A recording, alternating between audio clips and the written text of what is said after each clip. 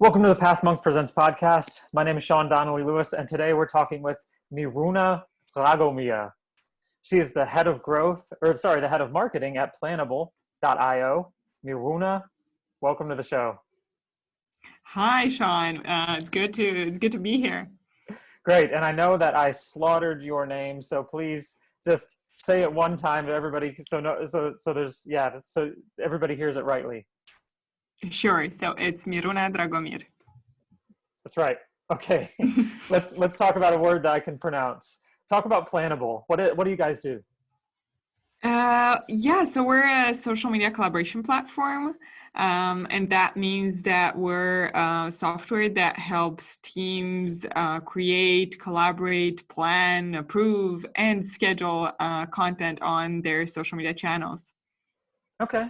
I was on the website. It said the United Nations. Like the United Nations is one of your customers. That's huge. So do you guys mainly stick with big corporations? No, not necessarily. We have a lot of customers, honestly, from small companies of, 3 people marketing team to very large ones that are that need to work together among different regions or teams all across the world. So we're very diverse in that sense. Okay. And so how has Planable been able to grow as a company? Has it been through a lot of digital marketing, SEO? What do you guys use? What's the avenues you use? I think the main growing factor for us has been digital marketing and specifically SEO and content marketing, those two tied up together in a very beautiful package. Those have really, really helped us grow fast. We've invested a lot in SEO at first, and we took kind of a leap of faith because it obviously, as SEO goes, it doesn't really work from the start. It just feels like you're working on a lot of content and doing all these things with no result, immediate result. Right. So that started going up after about 6 months or a year after we started our blog. And we do also a lot of content marketing that's not necessarily with SEO purposes, but it's more kind of a lead generation type of effort. Okay. And all of that is coupled very well with performance marketing. We do ads too, especially search advertising. That's kind of our focus. And where does the website, what's the role of the website when it comes to acquiring new clients? The website is usually their first impression, and it really it takes us our in our particular market. What we find is that the website also plays a role in problem awareness, not only in converting and explaining the product, but also in kind of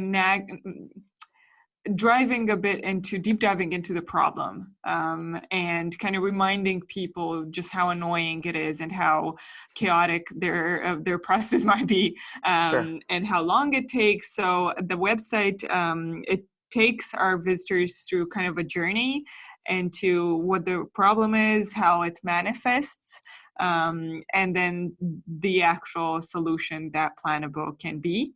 Mm-hmm. And it obviously has a very important role in converting our visitors to actual signups, to people trying the product out. Yeah. And so with the website, what in your eyes in marketing, what would you say would the strength be of your website? Well, our website is, this current version of the website is pretty new, actually. It came as a result of a very large rebranding project that we had internally. And with the previous website I'd say we had a conversion problem. We weren't very happy with how it transformed visitors to signups. So we wanted to first of all convey a much more convincing message. We also wanted it to reflect our tone of voice more consistently because, being a startup, before our first version of the website was whatever we did at that time. We needed a website that was, just put something out there. But then we grew a brand. We decided on a more funny and casual tone of voice. I'd say funny and casual because that's particularly, I'd say, more rare in the software industry. And so we really realized that this is the tone of voice of our team and of our brand and of our company. And so we wanted our new website to really reflect those jokes,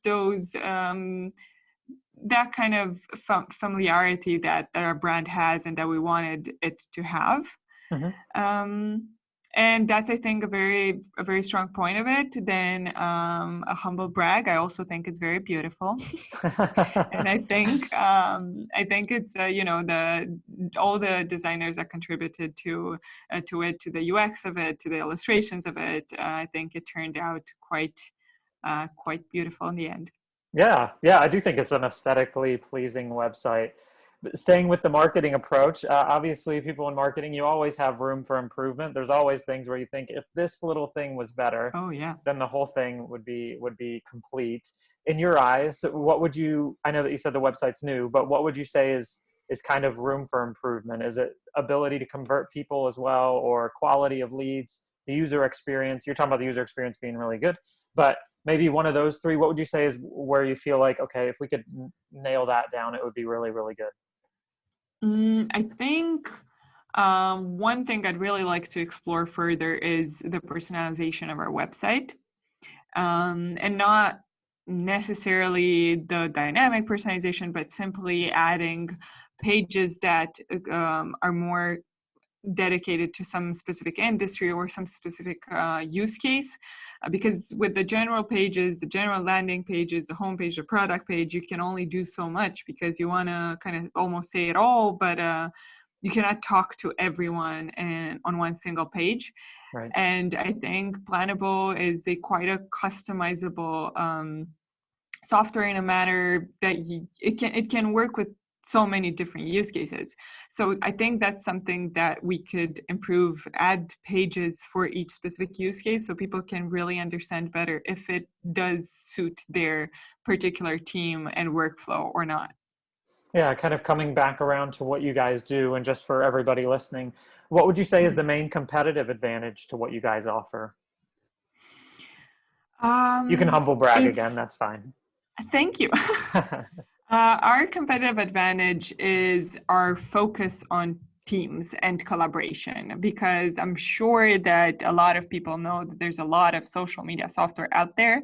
This isn't news to anyone. I will not hide or avoid the elephant in the room. It's just that there's a lot of social media software that focuses on publishing or on analytics or on community management, or honestly a lot of software that focuses on it all. So basically it doesn't really focus on one particular thing. And we chose to compromise on not having some features or some parts of social media, and really do the one thing that we do it really, really well, and that's collaboration.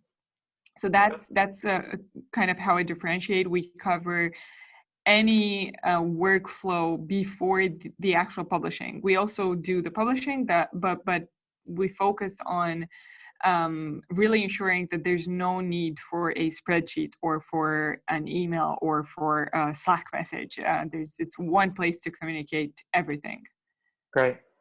Yeah, so thinking a little bit more structurally, how is sales and marketing structured at the moment? So we were a startup that started with marketing, which means that sales came a bit later when the enterprise space. And so marketing is at the moment kind of a very big factor in the leads that come to the sales team. Most of our leads are inbound leads. So that means that we have to coordinate a lot. I don't think we're doing it perfectly just yet, but we try to coordinate a lot on the leads that come in and really try to differentiate them and qualify them while they're still warm, as you'd say. and approach them fast. So that means that we try to have this transparency on leads and try to analyze them fast. We do a lot of we kind of invest a lot in trying to ask people to tell us more about them, except their, I don't know, Gmail address, which doesn't give us a lot of information. And then look at those companies. And then if we decide it's an enterprise potential lead, then the sales team kind of does everything customizable. If it's not, then leads go into marketing automation and marketing nurturing in particular. All right. Yeah, just to switch gears a little bit, I want to talk about you. As a leader, how do you what content do you consume to educate yourself and grow? Honestly, a lot of podcasts, if we're here. And I also, I enjoy courses sometimes, but more advanced courses, that aren't necessarily not the generic ones, but platforms that are more focused on conversion or on tech marketing or SaaS marketing. And then a lot of information, honestly, I find in very advanced and quality groups, either on WhatsApp or Facebook or Slack or whatever I find them. I try to join groups of growth marketers that talk very honestly and about what they do, and they share resources. Nice. So we're slowly coming to the end of the interview, but before we let you go, I really want to throw you into our rapid fire section of the show. Okay. You ready for it? I'm ready. Okay. I'm ready. I don't know if it's hot or cold where you're at, but it's gonna maybe you might start sweating with the questions. What was the last book that you read?